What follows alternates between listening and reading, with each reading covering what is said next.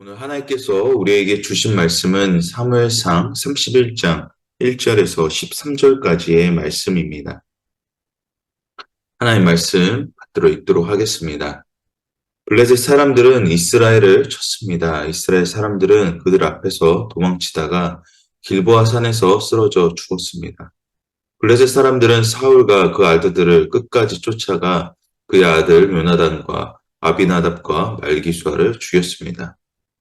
싸움은 점점 사울에게 불리해졌습니다. 활 쏘는 사람들이 사울을 따라가 그에게 치명적인 상처를 입혔습니다. 사울이 자기 무기를 든 사람에게 말했습니다. 내 칼을 뽑아 나를 찔러라. 그러지 않으면 내 할례 받지 않은 사람들이 와서 나를 찌르고 모욕할까 두렵구나. 그러나 무기를 든 사람은 너무나 두려워 감히 그렇게 하지 못했습니다. 그러자 사울은 자기 칼을 빼들고 그 위에 엎드려졌습니다. 무기를 든 사람은 사울이 죽은 것을 보고는 그도 자기 칼 위에 엎드려져 사울과 함께 죽었습니다. 이렇게 해서 사울과 그의 세 아들과 그의 무기를 든 사람과 그의 모든 부사들은 그날 함께 죽었습니다. 그 골짜기 건너편에 있던 이스라엘 사람들과 요단강 건너편에 있던 사람들은 이스라엘 군대가 흩어져 도망치는 것과 사울과 그 아들들이 죽은 것을 보고 성들을 버리고 달아났습니다. 그러자 블레셋 사람들이 와서 그 성들을 차지했습니다. 다음날 블레셋 사람들은 시체들의 옷을 벗기러 왔다가 사울과 그의 세 아들들이 길보아 산에 쓰러져 죽어 있는 것을 보았습니다. 그들은 그 목을 자르고 갑옷을 벗기고는 블레셋 땅 전역에 소식을 보내 자기들의 우상의 신전과 백성들에게 이 소식을 전했습니다. 그들은 아스다롯 신전에 사울의 갑옷을 가져다가 두고 벳산 성벽에 사울의 시체를 매달았습니다. 길르앗 야베스 백성들은 블레셋 사람들이 사울에게 한 짓에 대해 듣고 모든 용사들이 일어나 밤새도록 달려 벳산으로 갔습니다. 그들은 사울과 그 아들들의 시신을 벳산 성벽에서 내려다가 야베스로 가져와서 불태웠습니다. 그리고 그 뼈를 추려 야베스 에셀 나무 아래에 묻고 7일 동안 금식했습니다. 아멘. 오늘 본문은 사무엘상이 마무리되어지는 장이고, 그리고 하나님이 세우신 첫 번째 왕이자 다윗을 한평생 못살게 굴었던 사울 왕이 결국에는 가장 비참하게 죽게 되는 것으로 오늘 본문인 사무엘상이 이제 마무리되고 있습니다. 우리 다시 한번 1절과 2절을 천천히 한 번 더 읽도록 하겠습니다. 블레셋 사람들은 이스라엘을 쳤습니다. 이스라엘 사람들은 그들 앞에서 도망치다가 갈보아 산에서 쓰러져 죽었습니다.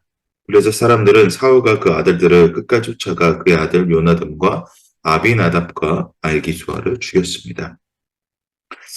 1, 2절만 보더라도 이스라엘과 블레셋과의 이 전쟁이 이제 다윗이 있을 때와 없을 때를 이제 확연하게 드러내는 것을 볼 수가 있습니다. 사무엘상 17장에서는 골리앗이 무서워서 그가 하나님을 모욕할 때조차 아무도 나서지 않았는데 그저 도망치기 바빴던 그러한 이스라엘이 다윗이 나타남과 동시에 주구장창 계속 승리만 했던 것을 우리는 이제 기억을 하고 있습니다. 그렇게 승리만을 했던 이스라엘이 다윗이 떠나자마자 어떻게 되었습니까? 계속해서 수세에 물리게 되었죠. 그런 원인 가운데 하나로는 진정한 적인 블레셋을 잡고자 이제 사울 왕이 힘쓰는 것이 아니라 이스라엘의 영웅이었던 다윗을 죽이고자 하는 사울의 노력 그리고 욕심으로 인해 전력이 이제 소비가 되고 그런 상황 가운데 여러 약점을 이제 노출할 수밖에 없는 그런 부분이 생기다 보니까 이스라엘의 군사력은 이제 이미 약해질 대로 약해져 있는 상태였던 것이죠. 그런 상황 때 이제 결국 블레셋의 공격을 받아내지 못하고 사울의 세 아들이 이제 길보아 산에서 죽게 되는 것으로 이제 본문을 시작을 하고 있습니다. 이러한 결과는 사실 이미 28장에서 사무엘상 28장에서 사무엘이 예언했던 것 같이 사울의 패망은 이미 짙어져 있는 상황이었습니다. 28장에서 사울이 신접한 여인을 찾아갔던 것은 무엇이었습니까? 지푸라기라도 찾고자 하는 심정 가운데 사무엘에게 이제 답을 얻기를 원했지만 앞으로 사울의 왕가는 멸망할 것이라는 예언에 낙담하게 되었죠. 그러나 이를 계기로 만약에 사울이 하나님께 돌아가고자 했더라면, 회개하는 마음이 그에게 있었다면 현재 자신의 아들들이 죽게 되는 최악의 상황까지는 가지 않았을까 하지 않습니다. 생각이 듭니다. 그렇습니다. 현재 주어진 상황에 대한 결과가 내가 원하는 것이 아닐지라도, 내가 원하는 답이 아닐지라도 순종하는 마음으로 우리는 나아가야 합니다. 다시 말해, 순종은 하나님께서 말씀하시는 것을 그저 알므로 끝나는 것이 아니라 내가 원하지 않는 결과가 도출될지라도, 나올지라도 그것을 믿고 행동으로 실천해 나아가는 그런 믿음이 있어야 한다는 것이죠.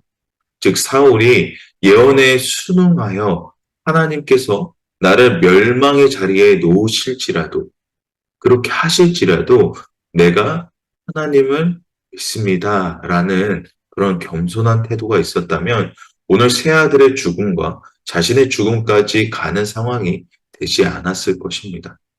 사울의 마음 가운데에 죄인을 용서하여 주시옵소서 민천한 종이 지금까지 행했던 죄를 하나님 용서하여 주시옵소서라고 하는 그런 간절한 마음이 있었다면 사울의 인생은 이다지도 비참하게 끝나지 않았을 것이라는 것이죠. 왜냐하면 그런 부분을 다윗 또한 반복했었습니다. 다윗 또한 하나님 앞에 죄악을 저지르는 것을 반복을 했었죠. 그러나 다윗은 하나님께 자복하는, 하나님께 죄를 시인하는 그러한 태도에 있어서는 으뜸가는 그런 정말 왕다운 모습으로 나아가는 그런 다윗의 모습이 있었죠. 그러한 것에서 사울과 다윗의 차이점을 드러냅니다. 믿는 자의 올바른 태도는 결과에 따른 순종이 아니라 그 답이 원치 아니할지라도 낙담하지 않고 이를 선하게 이끌어 가실 하나님을 믿는 것이 오늘 우리의 올바른 신앙의 자세일 줄 믿습니다. 그러한 신앙 가운데서 올바른 태도가 나오게 될 줄을 믿습니다. 계속해서 이제 싸움은 이제 거칠어지기 시작합니다. 그 거친 싸움 가운데 사울은 결국 이제 자신 또한 화살의 치명상을 입게 되게 되죠. 그리고 곧 블레셋에게 죽게 될 위기에 처하게 됩니다. 그리고 무기를 든 자에게 자신을 죽이라고 명령합니다. 그 명령의 이유는 할례받지 않는 자들에게 조롱당하고 죽임을 당할까 하는 두려움 속에서 나타나는 모습처럼 보입니다. 어찌 보면 사울이 그렇게 보인 것은 자신의 이 목숨을 구걸하지 않고 초연하게 자신의 죽음을 기다렸다라고도 볼 수도 있지만 할례를 받지 않는 자들에 의해서 죽임을 당하는 것을 원치 않았던 사울의 모습을 보면 할례의 의미가 사울 본인에게 특별했던 것을 알 수가 있는 것이죠. 이게 무슨 말이냐? 받은 자와 할례를 받은 자와 받지 않은 자에 대한 뚜렷한 구분이 있었다라는 것입니다. 이것은 무슨 말이냐? 할례는 무엇입니까? 하나님의 백성만이 누릴 수 있는 하나님의 백성 되었다라는 것의 징표였습니다. 즉 받지 않은 자와 받은 자에 대한 구별하는 그의 모습은 하나님의 백성이 되었다라는 그런 자부심이 있어서 그렇게 이야기를 했던 것이죠. 그러나 사울은 할례를 받았다라는 그러한 자부심만 있었지, 그러한 하나님의 백성이 되었다는 명예만 알았지 받은 자의 구분된 삶을 살지 않았다라는 것입니다. 만약에 그랬다면 사울의 마지막이 자신의 손으로 죽게 되는 그런 비참한 결과까지 이어지지 않았을 거라는 것이죠. 이는 만약에 사울이 그렇게 하지 않았으면이라고 그저 얘기하는 것이 아닙니다. 만약이라는 것은 몰랐다라는 것을 의미하는데 이미 사울은 할례 받은 자가 누리는 자신의 인생을 통해 하나님의 일하심을 이미 직접적으로 경험을 했었죠. 그리고 이 명예를 받은 자, 이 기쁨을 누리는 은혜가 무엇인지 아는 사람이었습니다. 그런데 이제 자신이 죽음의 기로에 서 있을 때쯤 구별되고자 했던 사울의 모습은 마지막까지 그저 자신의 명예만을 중시했던 그의 인생은 자신에게서만 끝이 나는 것이 아니라 그의 아들들과 더불어 이스라엘 백성들까지 같은 결과를 맞이하는 파국을 보게 됩니다. 그렇습니다. 구별되어지는 삶은 그저 아는 것으로 끝나는 것이 아니어야 합니다. 그 삶을 살아가고자 하는 열심이 있어야 한다라는 것이죠. 그리스도로 살아간다는 것은 하나님의 거룩한 백성으로 살아간다는 것은 자신만이 우리에게 주어진 것이 아니라 그 자리만이 우리에게 주어진 것이 아니라 은혜만을 알고 끝나는 것이 아니라 성실히 구별된 삶을 살고자 하는 열심이 있어야 된다라는 것입니다. 열심이 없는 그저 안주하는 삶은 어떤 삶입니까? 마치 혼인잔치에 신랑이 올 때를 기다리지 못해 먼저 잠이 들었던 신부의 모습과 같습니다. 이 본문에 있어 우리는 그럴 수도 있지, 잠깐 그럴 수도 있잖아, 좋을 수도 있잖아 라고 이야기하기도 합니다. 그런데 이때 우리의 태도는 그럴 수도 있지 않느냐라는 질문이 아니라 촛불을 지키지 못했습니다라는 초점이 되는, 그러니까 변명이 우선시 되는 것이 아니라 용서를 먼저 구하는 우리의 모습이 있어야 할 것입니다. 사울도 이와 같았다라는 것입니다. 구별된 삶을 알았지만 아니란 마음 가운데 그럴 수도 있지라는 그의 삶의 태도가 오늘 사울이 이러한 비참한 죽음에 맞이하는 결말을 맞이하게 되었다라는 것이죠. 우리가 구별되어진 삶에 대한 걱정은 그러면 무엇이 있습니까? 넘어진다라는 것이죠. 잘 안 된다라는 것이죠. 왜 안 됩니까? 왜 그 구별되어지는 삶이 어렵습니까? 왜 안 되냐면 내 힘으로 나의 영광을 위해서 하기 때문에 그렇습니다. 구별되어진 삶은 내가 만들어가는 것이 아닙니다. 하나님께서 일하심을 통해 만들어가는 것이죠. 이는 내가 아무것도 안 해도 되는 것이 아니라 하나님께 내려놓고 구별되고자 하는 열심이 있어야 한다라는 것입니다. 그런 삶의 자세가 됐을 때 우리는 구별되고자 하는 삶에서 자유롭게 됩니다. 다시 말해, 내가 하는 것이 아니라 하나님께 온전히 내려놓고 나아갈 때에 진정한 구별된 삶을 살아가게 된다는 것이죠. 오늘 왜 그랬지? 그렇게 하지 않았으면 좋았을 텐데, 하나님께 그렇게 하지 않겠다고 나는 고백을 했는데, 나는 그런 아쉬움이 남는 인생이 아니라 하나님께 그저 내려놓고 그 부분조차 하나님께 내려놓고 가는 것이 바로 진정한 구별된 삶이 된다라는 것이죠. 그러한 태도가, 그런 믿음의 요정이 오늘 우리 가운데도 있기를 소망합니다. 그 이해를 넘어서 그렇게 살아가고자 하는 열심 가운데 우리의 상황이 어려울지라도, 위기라는 상황에 마주할지라도 그 위기를 통해서 일하시는 하나님의 믿음을, 하나님을 믿는 믿음이 오늘 우리 안에 있게 되기를 소망합니다. 계속해서 마지막에 이제 사울과 아들들이 이제 죽게 됩니다. 그리고 요단강 건너편에 있던 이제 성 안에 있던 자들까지 이제 모두 그런 장면을 보고 도망치게 됩니다. 그러자 블레셋 군대를 성을 차지하고 전리품을 챙기는 것과 동시에 사울과 그의 아들들의 수급을 베어 블레셋 전역에 이제 승전보를 알리게 되죠. 그리고 사울의 상징이 되었던 갑옷은 아스다롯의 우상의 시절, 그리고 그의 시신은 백상 성벽에 매달아 블레셋이 이겼음을 만천하에 내보입니다. 이 소식을 접하게 된 길르앗 야베스 사람들은 분노하여 벳산으로 이제 달려가죠. 그들 분노한 까닭은 무엇입니까? 사무엘상 11장에서 암몬에게 공격을 받을 때 사울이 발벗고 나서서 그들을 도와준 것에 대한 보답이라고 할 수 있었던 것이죠. 어찌 보면 사울이 그렇게 한 것은 왕으로서 당연히 해야 할 일을 길리앗 야베스 사람들은 당연히 여기지 않고 그 은혜를 보답하고자 하는 행동으로 이제 앞으로 보복이라는 위함이 있음에도 불구하고 그 두려움을 넘어 사울의 시신과 그 아들들의 시신을 수습하여 장례를 치르고 7일간 근식하게 되는 모습을 보게 됩니다. 사울의 마지막은 이렇게 비참하게 끝이 납니다. 하나님께서 세우신 첫 번째 왕이 그렇게 그다지도 이제 명예롭지 못하는 죽음으로 그의 인생이 끝나게 됩니다. 그런 결말 가운데에 하나님의 마음은 어떠하셨을까 합니다. 하나님께서 사울에게 기회를 안 주셨던 것이 아니죠. 여러 번 돌아올 기회를 주셨습니다. 그러나 끝내 그의 선택은 하나님을 알아보지 않았다라는 것이죠. 그러한 사울의 모습에도 불구하고 사울이 두려워했던 모욕당하는 일을 하나님께서는 말하시지 않아서 길라 사람들을 통해 사울의 시신을 수습하시는 것을 보게 됩니다.